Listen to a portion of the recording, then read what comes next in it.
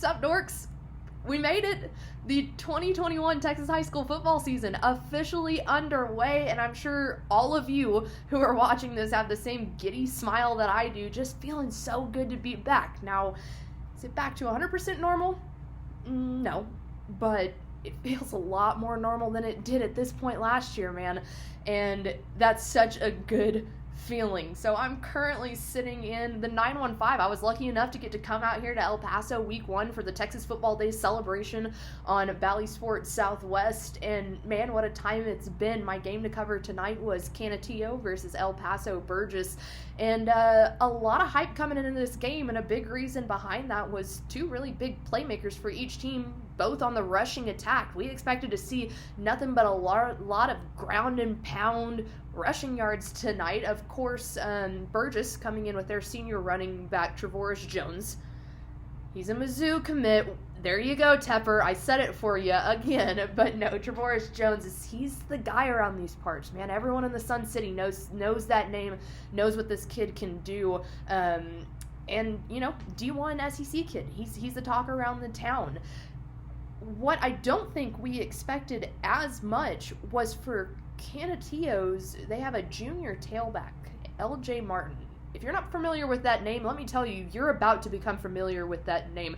Coach Brooks told me on the phone, you know, a lot of people have kind of started hearing about him. Again, he's only a junior, so he played his sophomore COVID season, and people still started figuring out about him. But Coach Brooks told me, he said, man, I've been here 23 years. I'm the only coach that this school has ever had, and this might be the best back we've ever had.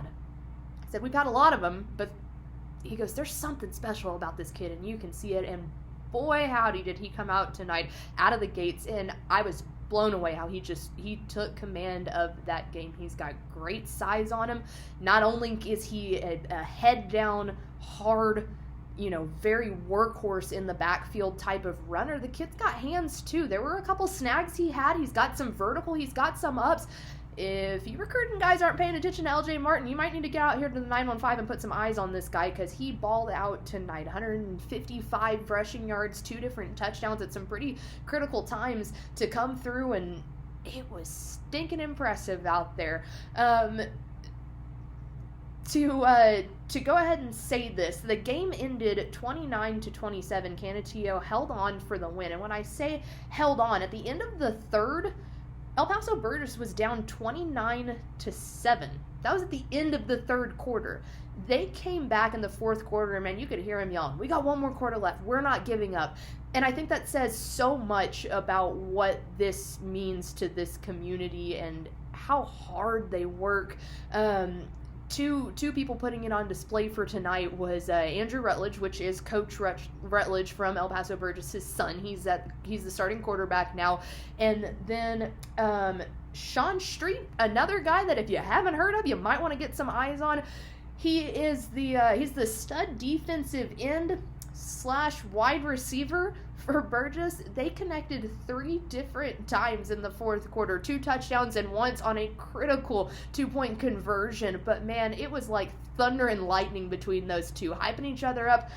Also, Sean Street, if you're listening to this, your hair is amazing. This guy's got longer hair than I do, and he just lets it flow, but an unbelievable athlete there. Coach told me earlier this week, he was like, he's a hidden gem, and more people need to get eyes on him, and they balled out tonight. But going back to that score, like I said, 29-7 at the end of the third.